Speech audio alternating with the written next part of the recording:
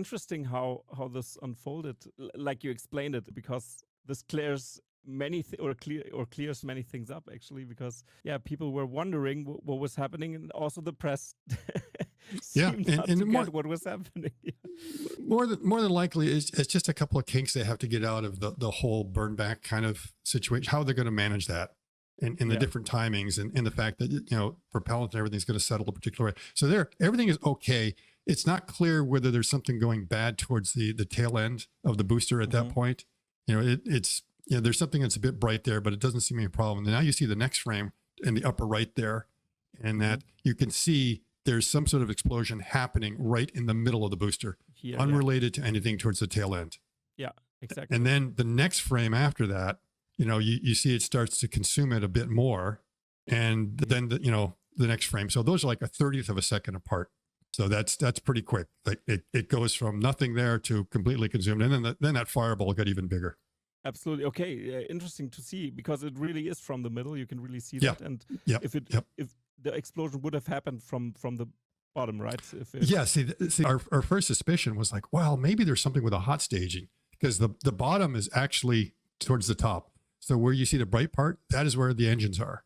And then the dark part to the left of those, that is the top of the booster where the hot staging happened. That's where the ring is. And that's where a lot of the concern would have been. It's like, well, wait a minute. Did that heat shielding survive? Did it somehow not instantaneously cause destruction, but was something still very warm and soft and is slowly failing? But the failure point is not at the top of the booster. So it survived, definitely, the hot staging. So it did not damage the booster. We think, we wouldn't know until it actually attempted to land, and then you find out there's something wrong with the grid fins or some other sort of thing. But that is not the reason that it exploded. The reason it exploded is that something happening on the other side where the engines are, and more than likely a lot to do with the propellant sloshing around and the settling the propellant. And I don't think you had ullage collapse, because ullage collapse would just cause the can to come in on itself. So it seemed like they were able to handle that all right. The flight termination system was activated to definitely take it down.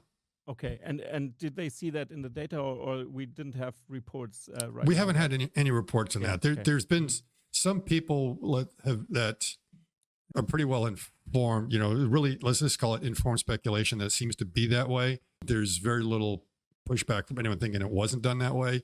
And I've heard like some things through grapevines that, it probably was the flight termination system. Now we know for sure the second stage, the FTS was used, because they said so on the live stream. That it just suddenly terminated like that. And and then we don't know why. So it was disengaged. The second stage started to go off, and then the bottom part exploded. And the bottom, so the bottom part got far enough away. And I mean, see, this is a good question. Is like, that was a pretty big explosion, and was the second stage at that point far enough away that it didn't feel any impact? There wasn't like a projectile or something that just happened to strike it. I think it was probably far enough away at that point. But they'll be looking at that really, really closely. But there's got to be a lot of suspicion that something to do with the hot staging compromised something in the Starship that caused it to fail later on. Now, it looks like it was pretty much nominal the whole way. So everything was lit up, but they didn't have any engines suddenly go out. They have to look at the telemetry data to see whether there was anything kind of going funny with the acceleration. But the acceleration looked pretty good. And the last time, when you looked at the fluid levels that they had for CO2 and oxygen, they were like doing some really funny things. One of them suddenly like fell really fast where the other one didn't. They seem to be pretty consistent, though. Scott Manley thinks something happened with the LOX, that the LOX was a little bit higher, the indicator, than the methane most of the way through. And then suddenly it kind of caught up really quickly, meaning he thinks that suddenly around a certain period, I think it was like 7 minutes into the launch, it was consuming liquid oxygen faster than it should have. And when we look at it, it was burning really brightly going up there, and you weren't seeing any plume, because it was just like this typical kind of, methane kind of flame. You're not going to see anything when it gets up there. You're just going to see these bright dots. And then suddenly you were beginning to see something that was like, well, that looks kind of like, the classic space jellyfish, but should we be seeing it? And it's also a bit unsymmetric. So if you really were getting a plume, everything should be, and it was like a little bit off to one side. So something didn't quite look right there. And that could have been an indication that there was a power head failing or some sort of leak where suddenly, whoop, more oxygen was coming through. Or again, a term that they call it being engine rich. So parts of the engine may have been going through, which could have been, the nozzle or something like that was suddenly getting too hot because something was failing. And, that could be related to all sorts of things. One is that if something was failing, that the oxygen was now leaking out, and the oxygen is part of your coolant loop. And, now something is getting a bit warm, which means, parts of the engine are just going to start going in the exhaust, and you begin to see that. But it looked like it wasn't getting anywhere near orbital velocity. So you're looking down, and it's like, wow, it's just not getting there.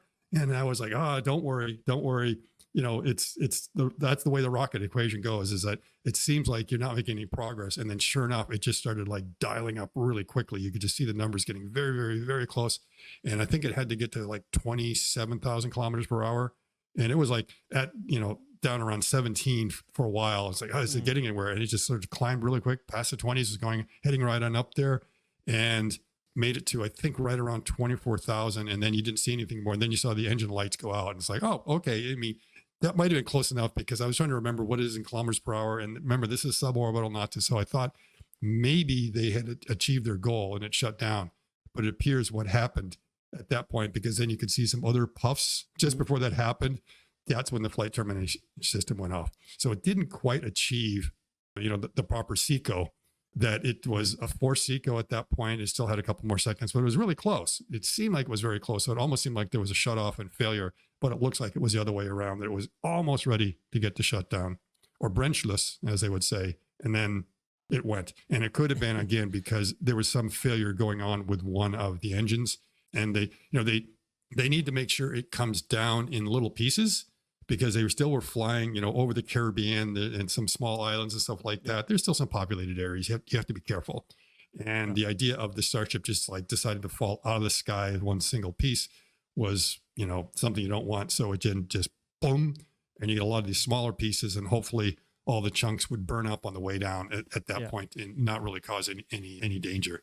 Except to maybe some sharks. I'm sure a couple of sharks might have been in danger.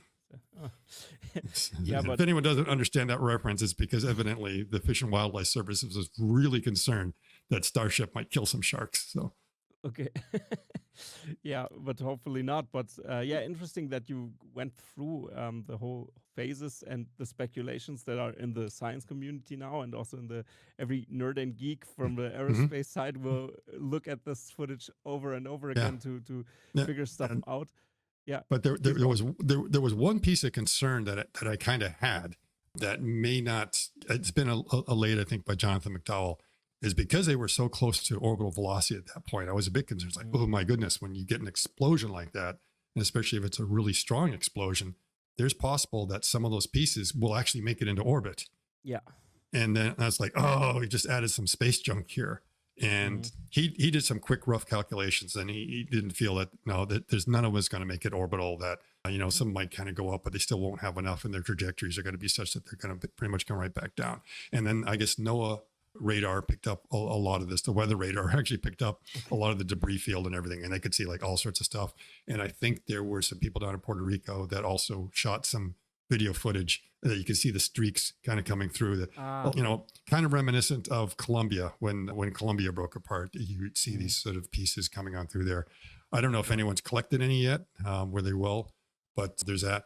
So yeah, there's probably something related to the hot stage. I mean, they'll find out whether it was that, or whether there was something fundamentally wrong with Starship, that, it was, that problem was going to happen. But there is one problem that they are going to have to work on. That is, a lot of the heat tiles were falling off on the way up. You could already see that.